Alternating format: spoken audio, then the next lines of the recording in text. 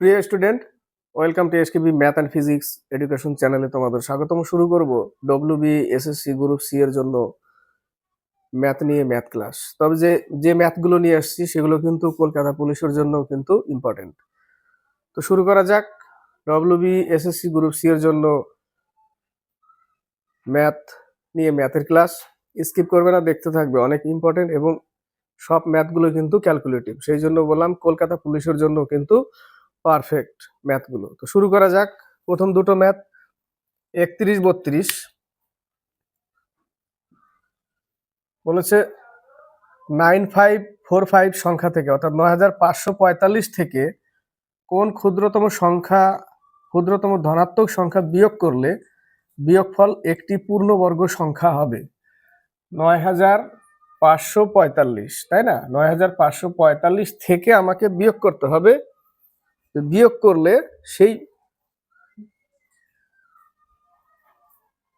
করলে বিয়োগফল একটি পূর্ণবর্গ সংখ্যা হবে। বিয়োগফল একটি পূর্ণবর্গ সংখ্যা হবে। কোন ধনাত্মক সংখ্যা আমি বিয়োগ করব এখান থেকে? তাহলে কিভাবে বের করব? এটার গসাগু করতে হবে। কি করতে হবে? ভাগ প্রক্রিয়ায় গসাগু করতে হবে। এখনো অনেকে হয়তো ভাগ প্রক্রিয়ায় গসাগু, অনেকে যারা প্র্যাকটিস করে না, খুব কম করে, তাদের ক্ষেত্রে ভাগ প্রক্রিয়ায় গসাগু করাটা একটু টাফ হয়ে যায়। কিছু না, জোড়া জোড়া নিতে হবে। কিভাবে নিতে হবে? জোড়া জোড়া। গসাগু করলে ভাগ প্রক্রিয়ায় জোড়া জোড়া নিতে হবে। এই দুটোর মধ্যে কতবার যায়? 95 আছে, 10 10 100 হয়, কিন্তু তার নিচে নিতে হবে 95। তাহলে 9 নং 81 কতবার যাবে? 9 বার। 9 বার যদি নিই তাহলে 9 নং 81 নিলাম, নামাবো কত? এত নামলো 1445। এবার যে 9 বার নিয়েছি তার থেকে ডবল নিতে হবে। 9 দুগুণে 18, তার থেকে ডবল নিলাম, 9 দুগুণে 18 হলো। এবার কতবার দিয়ে যাবে? এবার যদি 9 বার দিয়ে নিই বেশি হয়ে যাবে, তো 8 বার যদি নিই আমি, তাহলে এখানেও 8 বার দিয়ে গুণ করতে হবে।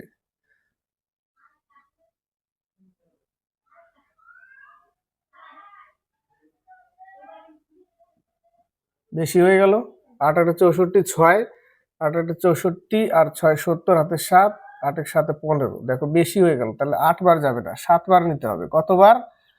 7 বার নিতে হবে। তাহলে এখানেও 7 বার নিয়ে আমাকে গুণ করতে হবে, 7 দিয়েই গুণ করতে হবে। 49, 4 7 8 56 আর 4 60, হাতে 6, 7 7 6 13, 1309। 1309 নিলাম, 9 পেলাম। বিয়োগ করতে হবে, 136 বাড়তি হয়ে গেল।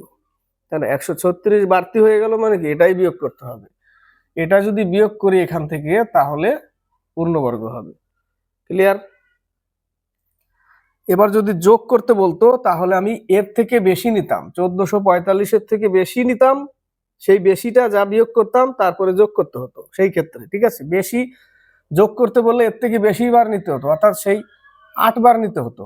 এরকম বিষয়টা হয়ে দাঁড়ায়। ঠিক আছে? ক্লিয়ার? বেশি বললে বেশি নিতে হবে এর থেকে, এই যে এর থেকে বেশি নিতে হবে, অর্থাৎ এখানে 7 এর জায়গায় 8 বার চলে আসবে এরকম। ঠিক আছে? 8 বার নিলে বেশি হয়ে যাবে, তখন বেশি থেকে এই মানটাকে বিয়োগ করতে হবে। বিয়োগ করে যেটা বিয়োগফল হবে সেটা যোগ করতে হবে এর সাথে। যোগের ক্ষেত্রে যদি বলে যোগ করতে হবে, এই ক্ষেত্রে বলেছে বিয়োগ করতে, তাহলে এর থেকে বেশি নেবো না, এর থেকে কমই নিব। তো 7 বারই নিলাম, 7 বারে 136 বেশি হয়ে গেল। এই মানটাই কিন্তু এখান থেকে বিয়োগ করতে হবে। কোথার থেকে? এই যে 9545 থেকে এই 136টা বিয়োগ করতে হবে। ঠিক আছে? বিয়োগ করলে চলে আসবে, তাই না? এটা বিয়োগ করলে চলে আসবে, তো বিয়োগ করলেই চলে আসবে সেই বর্গ। ঠিক আছে? ক্লিয়ার হলো? তো এই গেল 1 নম্বর অঙ্ক 31। এবার হচ্ছে 32। বলেছে এই যে একটা অঙ্ক, এই অঙ্কটা দেখো দেখতে ছোট লাগছে, তাই না? দেখতে কিন্তু ছোট লাগবে। দশমিক আছে, তার উপরে একটা পৌরপুনিক দিয়ে রেখেছে, এর উপরে 9 এর উপরে। এখানে কাজ কি? এই জায়গাটা কাজ হচ্ছে, এই জায়গাটা সাজাতে হবে। এই জায়গাটা সাজালে কিভাবে সাজাবো? একটা সংখ্যার উপর একটাই পৌনপুনিক, তারপরে কোনো সংখ্যা নেই। পৌনপুনিক উঠালে আমরা কি নেই? 9 নেই, তাই না? কিন্তু এই মানটাকে কি করব? এই মানটাকে তখন এইভাবে লিখে দেব যোগ আকারে, বাই অনুভূমিকের জন্য একটা 9 হলো। তার আগে কত আছে 1000 মাইনাস এত, এটা দিয়ে এটাকে কাটলে কত হয় 1 পাবো, কাটলে কত পাবো 1 পাবো, তার মানে 1 এর সাথে অ্যাড হয়ে যাবে। 1 যদি এর সাথে অ্যাড হয়ে যায় তাহলে এটাও তো সেই 1000ই হয়ে যাবে, তাই না? 1 অ্যাড হয়ে গেলে তাহলে 1000 মাইনাস 1000 ইকুয়াল টু 0 উত্তর। 33 34 প্রিয়ার আয় লিজার আয় অপেক্ষা 40% বেশি। প্রিয়া লিজা, দিশার আয় লিজার আয় অপেক্ষা 20% কম। এখানে কি লিখতে হবে? দিশার আয় লিজার আয়, এখানেও লিজা লিখবো দিশা লিখবো, লিজাকে আগে রেখে দিলাম, ঠিক আছে। এবার এবার আমাকে সাজাতে হবে যে প্রিয়ার আয় লিজার আয় অপেক্ষা 40% বেশি। লিজার আয় যদি 100 হয় তাহলে এ হবে 140, 40% বেশি। দিশার আয় লিজার আয় অপেক্ষা 20% কম। দিশার আয় লিজার থেকে 20% কম, তাহলে এ যদি 100 হয়, এখানেও এইভাবে করব, অনুপাতটা বের করছি, ঠিক আছে। লিজা যদি 100 হয় তাহলে এ হবে 80, তাহলে এবার অনুপাত বের করে নাও। অনুপাত বের করলে 7, এখানে হবে 5 5 4। এবার দ পদ্ধতিতে বের করতে পারি অনুপাতগুলো 7:5 আর 5:4। দ পদ্ধতিতে যদি আমরা এবার PLD অর্থাৎ প্রিয়া লিজা দিশা পেয়ে যাবো এই জায়গাটা থেকে।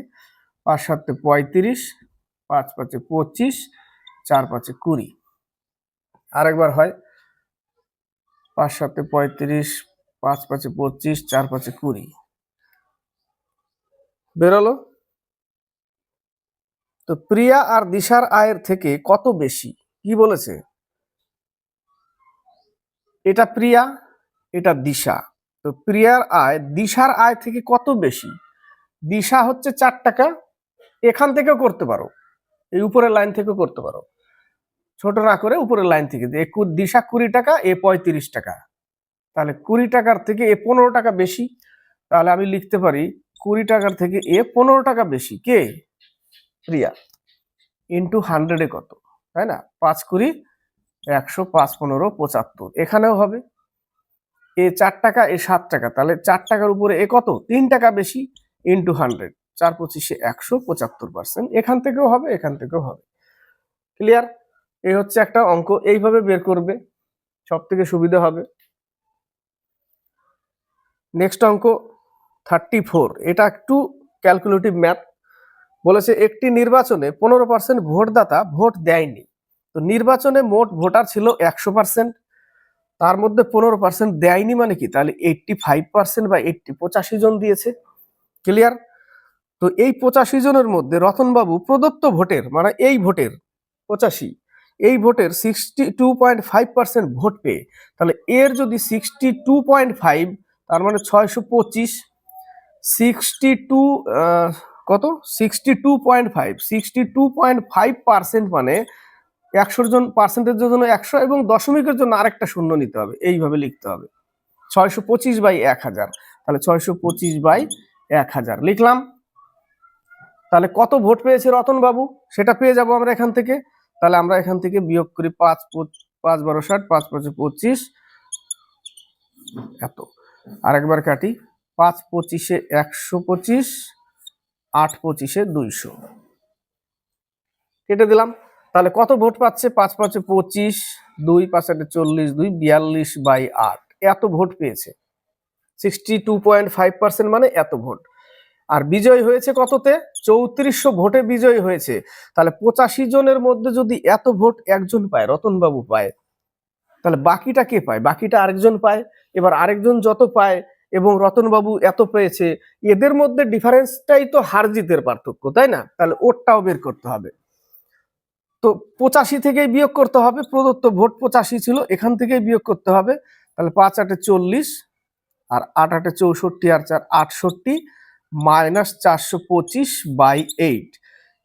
এটা পাবে আরেকজন, এটা পাবে কত? আরেকজন। তাহলে 5 5, তারপরে আবার আসবে 5 2 55, 255/8 পাচ্ছে আরেকজন।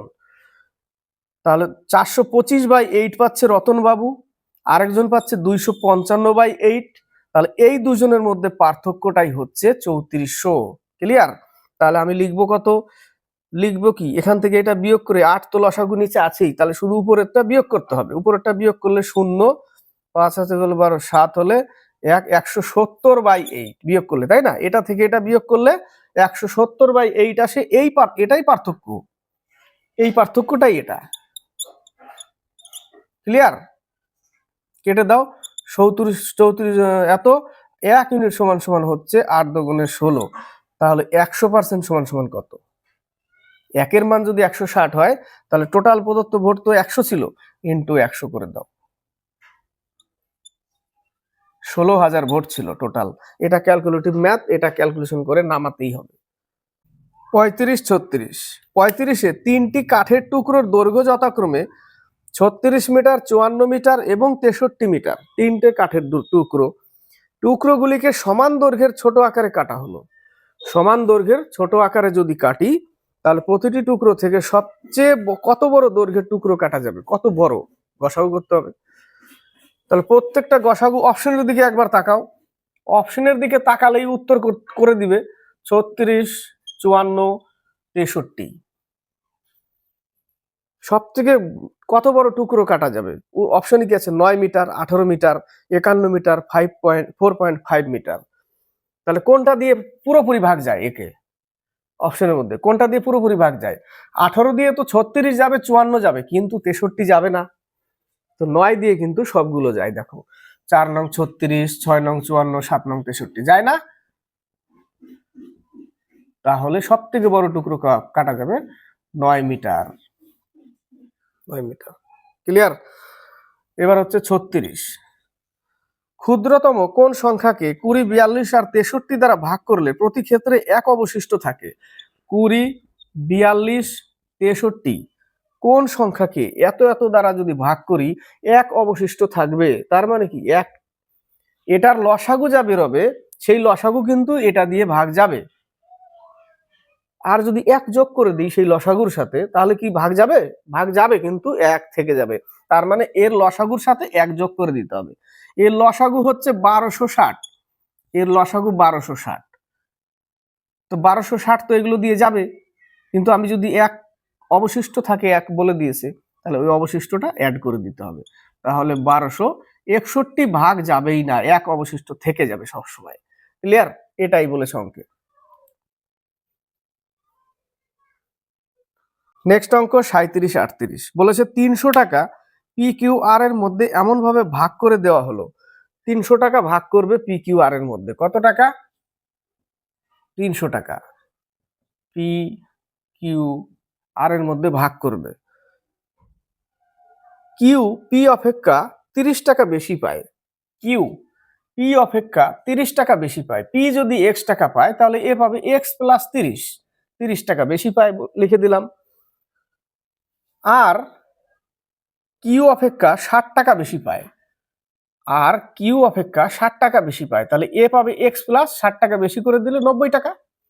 এর থেকে 60 টাকা বেশি আছে, এর থেকে 30 টাকা বেশি আছে, হয়ে গেল। টোটাল টাকাটা কত? 300 টাকা। তাহলে এটা যোগফল করে ইকুয়াল 300 লিখতে হবে। তাহলে এটার যোগফল কত? এই যে 3x R plus 120 equal to 300 টাকা। টোটাল টাকা, তাই না? 300 টাকা। তাহলে 120 টাকা যদি বাদ দিই আমি, 180 টাকা, অর্থাৎ 3x সমান সমান 180, x সমান সমান 60 টাকা। তাহলে এ পাবে 60 টাকা, এ 60 আর 30, এ পাবে 90 টাকা, আর এ পাবে 150 টাকা। 60 আর 90, 150 টাকা পাবে। তো এদের টাকার অনুপাত বের করতে বলেছে, তাই না? কত বের করতে বলেছে? 60, 90, 150। কেটে দাও। 3 দুগুণে 6, 3 তিরিকে 9, 3 পাঁচে 15, 2, 3, 5 হচ্ছে উত্তর। বোঝা গেল? টাইম নিয়ে কেন করছি? অঙ্ক আমাকে শিখতে হবে, ঠিক আছে? অঙ্ক শিখতে হবে। এ একটি ধনাত্মক সংখ্যা এবং এ একটা ধনাত্মক সংখ্যা, অনুপাত দিয়েছে এত 27/64 সমান সমান 3/4। এই যে সমান সমানের জায়গায় অনেক জায়গায় এরকমও দিতে পারে, 4টে ফোঁটা, এটাই সমান সমান মান মানে। ক্লিয়ার? তো এই জায়গাটা সমান সমান না দিয়ে এরকমও দিতে পারে। এত ইস টু এ, এর মান কত, এই এ যে ধনাত্মক সংখ্যা, এ সমান সমান কত, তাহলে এটা গুণ, এটা গুণ। ক্লিয়ার? তাহলে এ স্কোয়ার সমান সমান এটা গুণ করলে 27/64 ইন্টু 3/4। দেখো এটাকে ভাঙলে 3টে 3 পাই, আর একটা 3, 4টে 3, তাহলে 3 ইন্টু 3 ইন্টু 3 ইন্টু 3, আর নিচে 64কে ভাঙলে 4 ইন্টু 4 ইন্টু 4, আবার একটা 4। এ স্কোয়ার সমান সমান এত। তো রুট ওভার করলে স্কোয়ার যদি তুলে দিই আমি এখান থেকে, তাহলে এটাকে রুট ওভার করতে হবে।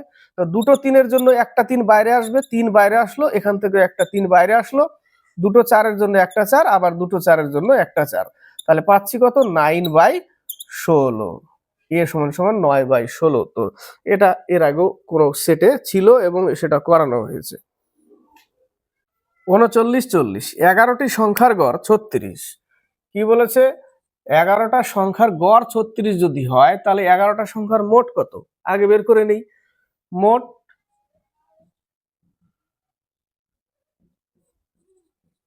মোট হচ্ছে 396। ক্লিয়ার এই পর্যন্ত? এদের মধ্যে 9টি সংখ্যার গড় 34। আবার বলেছে 9টা সংখ্যার গড় 34 হলে 9টা সংখ্যার মোট কত? 306। টোটাল 11টা, তার মধ্যে 9টা নিয়ে নিলাম, আর দুটো আছে। এবার এই দুটো বলেছে যে বাকি সংখ্যাগুলির অনুপাত 2:3, অর্থাৎ এই যে বাকি দুটো ছিল তার অনুপাত হচ্ছে 2:3। তাহলে বাকি কত পড়ে আছে? 306 যদি বাদ দিই 9টা সংখ্যার মোট মানকে, 306কে যদি বাদ দিই 9টা সংখ্যার মোট মানকে, তাহলে আমি পাবো কত? 96।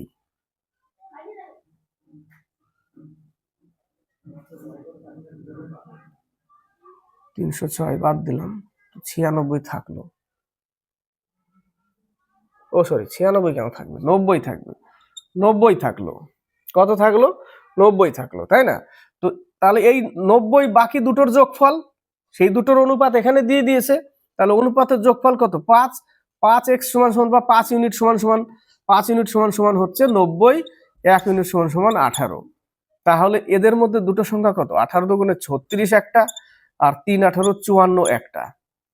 বাকি দুটোর মান পেয়ে গেলাম 36 আর 54। তো বলেছে এদের মধ্যে, কি বলেছে, উত্তর তো বেরিয়ে গেছে। তাহলে ক্ষুদ্রতম সংখ্যাটি কত? ক্ষুদ্রতম সংখ্যাটি 36। বোঝা গেল? 40 নম্বর। বর্তমানে পিতা ও তার দুই পুত্রের গড় বয়স 27 বছর। পিতা আর দুই পুত্র, তাদের গড় যদি 27 হয়, তাহলে তিনজনের মোট বয়স কত? তাহলে তিনজনের মোট বয়স 81।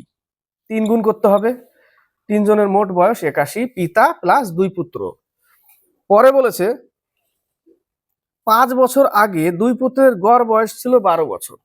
তো এই যে দুই পুত্র, অর্থাৎ এক্স আর ওয়াই যদি পুত্র ধরি, 5 বছর আগে ছিল 12 বছর, গড়ে 12 বছর ছিল, তাহলে 5 বছর আগে তাদের মোট বয়স কত ছিল? 12 × 2, অর্থাৎ মোট বয়স ছিল 24 বছর।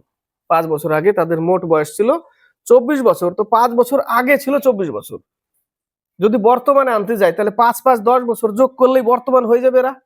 তাহলে এর সাথে যদি 10 যোগ করে দিই, তাহলে 34 বছর হচ্ছে তাদের বর্তমান বয়স। মানে এই লাইনে চলে আসলাম এবার আমি অঙ্কে। 34 বছর বর্তমান বয়স, আর তিনজনের যোগফল 81, যদি বাদ দিয়ে দিই এই দুইজনের বর্তমান বয়স, তাহলে বাকিটা পিতার বয়স পড়ে থাকবে। 47 বছর পিতার বয়স। নেক্সট অঙ্ক 41, 42। 41 নম্বরটাও সোজা অঙ্ক, 42 নম্বরটাও সোজা অঙ্ক। বলেছে কত বছরে 600 টাকা 8% বার্ষিক সরল সুদের হারে 168 টাকা হবে। সুদ বলেছে কত বছরে, তাহলে 600 টাকা টি বছর, 8% সুদ হবে 168 টাকা। এটা সলিউশন করলে কি হবে? তাহলে এটা 6 × 8 দিয়ে ভাগ করে দিলেই হয়ে যাবে। 8 দুগুণে 16, 8 একে 8, 3 দুগুণে 6, 3 7 21, 7/2 থাকছে, অর্থাৎ টি সমান সমান 7/2। একে ভাগ করলে 3 পূর্ণ 1/2, অর্থাৎ 3.5 বছর, তাই না? 3.5 বছর উত্তর। নেক্সট অঙ্কটা দেখো, অঙ্কটা পরও কি করতে হবে? এই টাইপের অঙ্ক আমি বলেছি না কি থাকে, 1/36, 1/25, 1/64, 1/100, 1/81, এরকমই দিবে মানগুলো। এখানে 1/25 আছে, তাই না? এরকমই দেয় 1/16, এরকমই দিবে। এগুলোই থাকবে, নাহলে অঙ্ক হবে না। তো এই টাইপের অঙ্ক যদি দেয় আমি কি করতাম যে সময় ও বার্ষিক সুদের হার সমান হলে, সময়ও টি এবং বার্ষিক সুদের হারও টি%, যদি সমান হয় তাহলে বার্ষিক কত সুদের হারে আসলের 1/25 অংশ সুদ হবে। তাহলে সূত্রটা কি? পি ইন্টু টি বছর ইন্টু টি%, সুদ হবে 1/25। আসলের 1/25 বলতে কি বোঝায়? ইন্টু আসলের 1/25 সুদ। তাহলে এই পি কেটে গেল, থাকলো কি টি²। টি² ইকুয়াল টু 100/25, 4×25 100। তাহলে টি² ইকুয়াল টু 4, আর স্কোয়ার তুলে দিলে বাস টি সমান সমান 2%, 2 বছর, যা বলবে। ঠিক আছে? তো সেই জন্য এই টাইপের অঙ্কটাকে আমি কি করি, ডাইরেক্ট বলি যে 1/25 ইন্টু 100, ডাইরেক্ট নিয়ে নিবে এর মধ্যে 1/25 ইন্টু 100 √এর মধ্যে। কেন? এই যে এই টি² চলে আসে বলি লাস্টে এটাই আসে। এই টাইপের অঙ্ক এরকমই দিবে এবং মানগুলো এরকমই দিবে।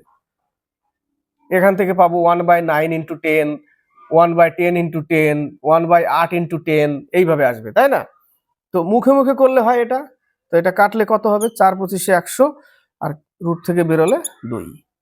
সেই জন্য ডাইরেক্ট আমরা এইভাবে করে দিতে পারি।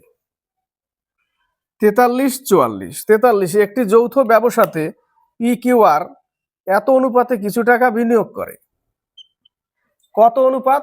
PQR অনুপাত কত? 1/4,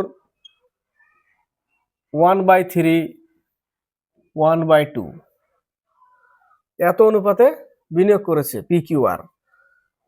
বছর শেষে 3900 টাকা লাভ হলে আর কত টাকা পাবে? এটা লসাগু করে সবার সাথে গুণ করে দাও। লসাগু কত? 12। সবার সাথে 12 গুণ করলে একটা, এটা তো বাই আকারে আছে, একটা পূর্ণ অঙ্কে চলে আসবে। ক্লিয়ার? তাহলে এখান থেকে কত পাচ্ছি? 3 টাকা। এখান থেকে কত পাচ্ছি? 4। এখান থেকে পাচ্ছি 6। হয়ে গেল। এ 3 টাকা, পি 3 টাকা, কিউআর টাকা, কিউ 4 টাকা, আর হচ্ছে 6 টাকা পেয়ে গেলাম। বছরের শেষে 3900 টাকা লাভ হয়, তাহলে এ কত পাবে? না, আর কত পাবে? আর এর কত পাবে? আর বলেছে, তাই না? আর কত হবে? আর এর 6।